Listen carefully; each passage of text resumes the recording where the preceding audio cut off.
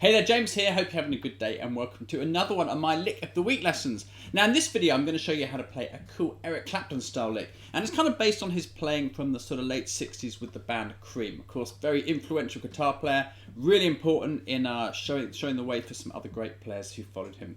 So before we go any further, remember if you want to explode your guitar skills with a new lick every week, subscribe to my channel. At least once a week I'm publishing a Lick of the Week lesson, and you can build up your guitar playing with those. So subscribe so you don't miss any of my future lessons.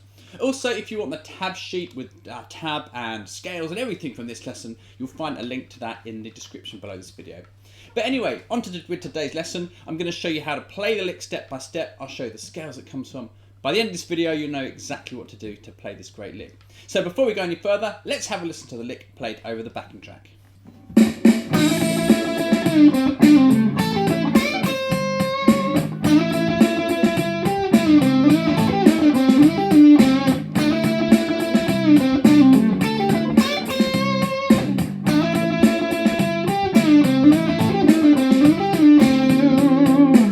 That's what the lick sounds like. Now it's coming from the A minor pentatonic scale and the A sliding minor pentatonic scale. So let's quickly take a look at both those scale shapes. I'm sure you know this shape 1, A minor pentatonic already. Here it is at the 5th fret.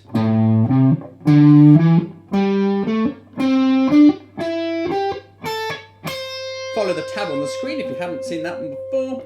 And here's a sliding shape which takes us a little bit higher up onto the neck, and a fragment of this is used in this lick.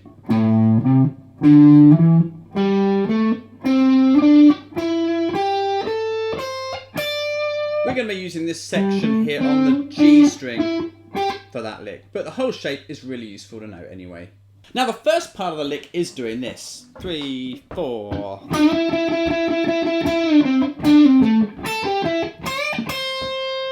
So let's take a close-up look now of how we play this part of the lick. So I'm grabbing this 7th fret on the G string. I'm going to bend that up 2 frets. Now what I'm going to do is hold it up there. And this is one of the ideas you hear Clapton use in some of his early playing. He would hold a bend up and pick it over and over. So this is a really cool little trick which you can take and use in your own blues or rock playing. So what we're going to do is this.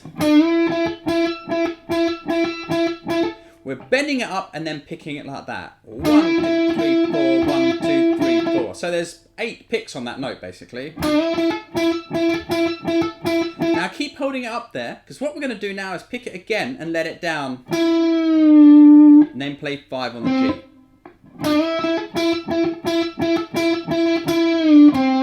It's the first part of the lick.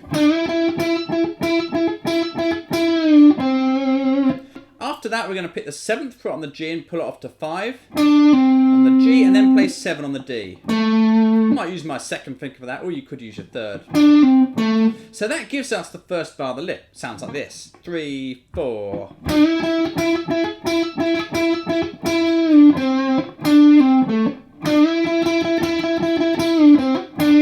And the main thing with that is this repeating bend idea. This is a handy little device to take and use in your playing. Now onto the next bar we do this. So onto the top 2 strings now. I'm playing 5 on the high E string, 8 to 5 on the B. I'm picking all that to give it some nice attack there. Then I'm grabbing 8 on the B string. I'm going to bend that up 2 frets. Kill it off, let it down and play it again. We're just going to give it a little bit of a squeeze at the end, and that's what we call a blues curl.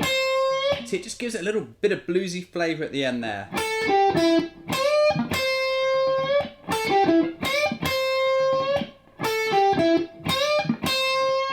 So that's the first half of the lick. Let me play it all for you.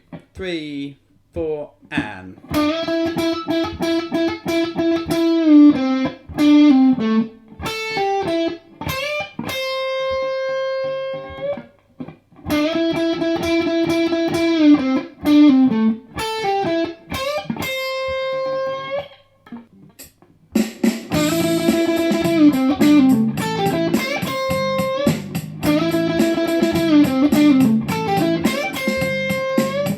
Now the next part of the lick is using our repeating bending idea again, but then it finishes it off with a classic kind of Clapton style phrase. A really useful lick to have in your trick bag. Here's what the second part of the lick sounds like. 3, 4.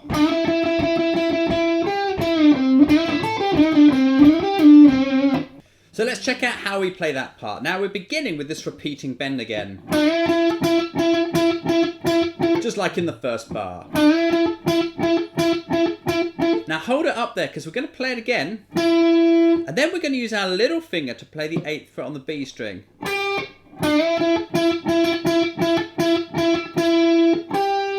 Now, it takes a little bit of strength to get that. It might take a bit of practice, so work on that part separately if you need to. Now, notice I'm still holding the bend up there because what we're going to do now is pick it, let it down, and play 5 on the G.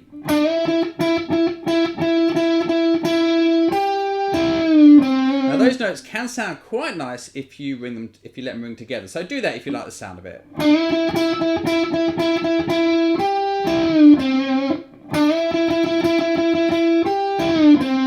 And that is bar 3 of the lick. Now let's look at the next part. So quite a familiar idea here, and just typical of Clapton's playing from that era, and typical of his playing still today. So we're bending the 7th fret up on the G string. Going to kill that off and play 5 on the B and 5 on the top E string. I'm kind of rolling my first finger on that. Now the 8th fret on the B string, I'd often use my 3rd finger for this, but I'm finding with this lick I quite like the feel of using my little, so do whatever you prefer.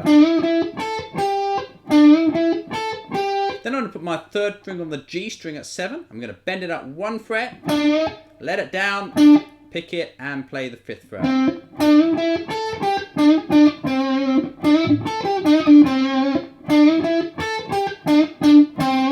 So far we've got this for the next part of the lick.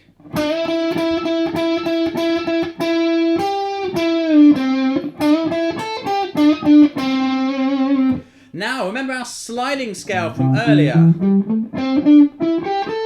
We're going to use some of these middle notes in here, and we're going to slide the 7th fret on the G up to the 9th on the G. Now I think it's important to use your 3rd finger for this because it sets up the rest of the phrase. So I'm going to pick the 7th on the G with my 3rd finger, slide it up to 9. And then my 2nd finger is here. It's going to play the 8th fret on the B string. Pick the 9th on the G again. You can let them ring together a little bit if you like. And slide it back down to 7. And then play the 5th fret on the G with a bit of vibrato. And that is the end of the lick. This little sliding phrase, really useful. So remember that and practice using it in your playing.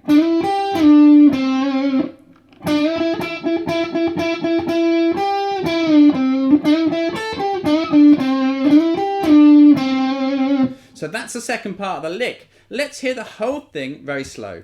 2, 3, 4.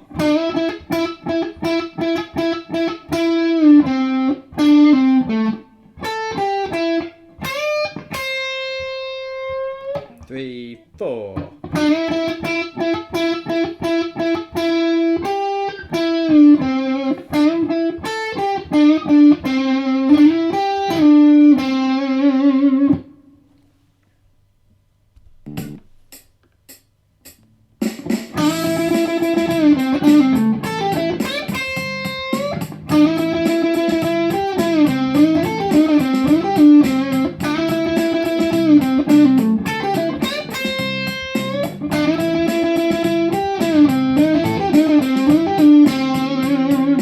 So that's how you play our vintage Eric Clapton style lick, and I think there's some useful parts in here. And if you watch any of my other videos, and you will have heard me say this before, that really what you need to do is strip out the useful parts of this lick and practice using them in your own playing. So I think there's a couple of cool things in here. One of them really is this repeating bend.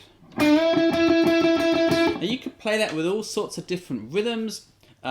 You could play long notes or short notes. You could let the bend down and bend it back up and re-pick it. There's all sorts of things you can do with that. So practice experimenting with that over a backing track or something. You've also got this part here, I guess. Yeah, that's a nice phrase. You can take that and practice experimenting with that. See how you can twist it around.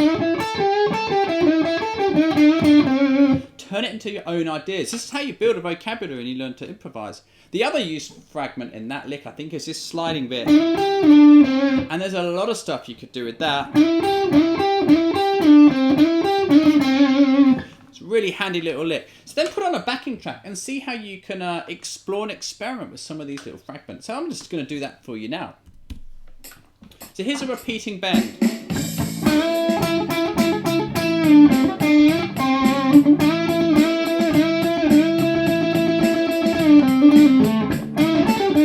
Second bit. Third fragment.